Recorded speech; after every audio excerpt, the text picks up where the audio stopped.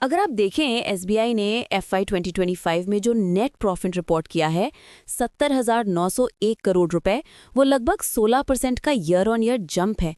ये नंबर सिर्फ एक रिकॉर्ड नहीं है, इससे ये भी दिख रहा है कि बैंक की कोर प्रॉफिटेबिलिटी और कॉस्ट कंट्रोल दोनों स्ट्रांग है। बिल्कुल, और नेट इंटरेस्ट इनकम भी नोटवर्दी है, 1,67,000 करोड़ से ज्यादा, जो 4.43% का ग्रोथ है। इसका मतलब एसबीआई अपने लेंडिंग से इंटरेस्ट एक्सपेंस के मुकाबले में और पैसा कमा रहा है।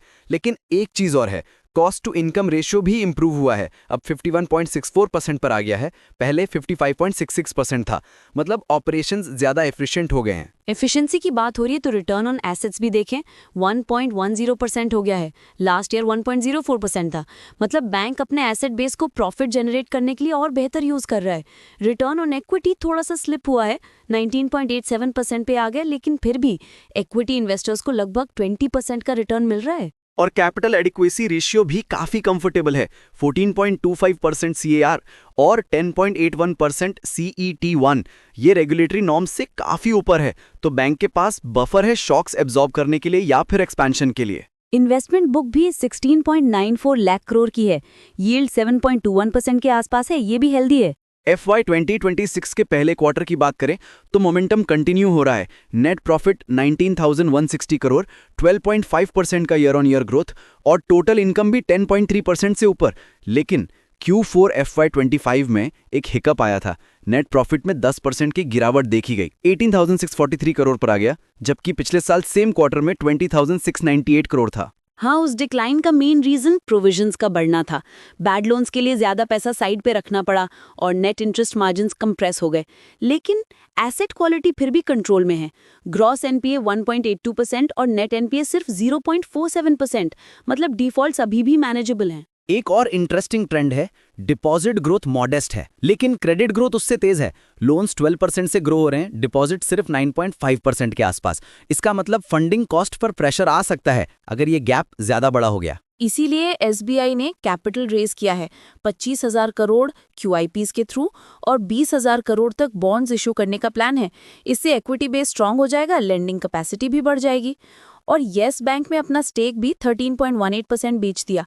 एसएमबीसी को 8,889 करोड़ रुपए मिल गए, एक्सपोजर कम हो गया। तो अभी एसबीआई की स्ट्रेंथ्स क्या हैं? सबसे पहले कोर ऑपरेशन स्ट्रांग है, NII growth, cost control, efficiency सब पॉजिटिव डायरेक्शन में है। कैपिटल बफर भी हेल्दी है, एसेट क्वालिटी स्टेबल है, और other income, fees, treasury gains, ये भी अब मीनिंगफुल कंट्रीब्यूट कर रहे हैं। और कैपिटल रेज करने से फ्यूचर लेंडिंग और ग्रोथ के लिए हेडरूम मिल गया है। पोर्टफोलियो भी ऑप्टिमाइज हो रहा है। येस बैंक जैसे हाई रिस्क एसेट से एग्जिट करके रिस्क कम किया जा रहा है। लेकिन कुछ रिस्क्स भी हैं। सबसे पहला, margin pressure. Interest rates fluctuate कर रहे हैं, NIM स्क्वीज हो सकता है। Q4 में ये दिख भी गया। और अगर मैक्रो स्ट्रेस या इंडस्ट्री इश्यूज की वजह से डिफॉल्ट्स बढ़ते हैं तो प्रोविजंस और बढ़ सकते हैं, नेट प्रॉफिट पर इम्पैक्ट आएगा। डिपॉजिट ग्रोथ अगर क्रेडिट ग्रोथ से पीछे रहेगी तो फंडिंग कॉस्ट और बढ़ सकती है। कैपिटल रेस करने से डाइल्यूशन का रिस्क भी है कि नए शेयर्स इशू होने से एग्जिस्टेंट शेयर होल्डर्स का स्टेक डाइल्यूट हो सकता है। और मैक्रो इकोनॉमिक रिस्क जैसे इन्फ्लेशन, इंटरेस्ट रेट चेंजेस या रेगुलेटरी चेंजेस, ये सब बैंक्स को डायरेक्टली इम्पैक्ट करते हैं। कंपटीशन भी एक रियल चैलेंज है। प्राइवेट बैंक्स और फिनटेक्स अग्रेसिवली मार्केट शेयर के लिए कॉम्पीट कर रहे हैं। एसबीआई इस चीज को एड्रेस करने के लिए डिजिटल ट्रांसफॉर्मेशन पर फोकस कर रहा है। AI, मशीन लर्निंग, यूनो 2.0 जैसे इनिशिएटिव्स, फिनटेक पार्टनरशिप्स और ओमनी चैनल एक्सपीरियंस पर इन्वेस्टमेंट। और रिस्क मैनेजमेंट भी काफ़ी प्रोएक्टिव है। SARG जैसे स्पेशलाइज्ड रिकवरी यूनिट्स, IBC का use, one time settlement schemes, assets को ARCs को बेचना और एडवांस्ड क्रेडिट मॉनिटरिंग सिस्टम्स भी डिप्लॉय किए गए हैं।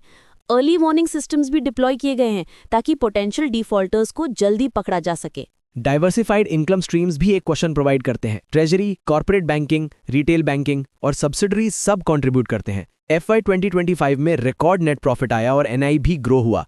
कैपिटल एडिक्वेसी भी स्ट्रांग है, तो फाइनेंशियल स्टेबिलिटी काफी रोबस्ट है। मार्केट रिएक्शन भी लार्जली पॉजिटिव रहा है। QIP ओवर सब्सक्राइब था, फॉरेन इन्वेस्टर्स ने पार्टिसिपेट किया, LIC ने अपना स्टेक बढ़ाया।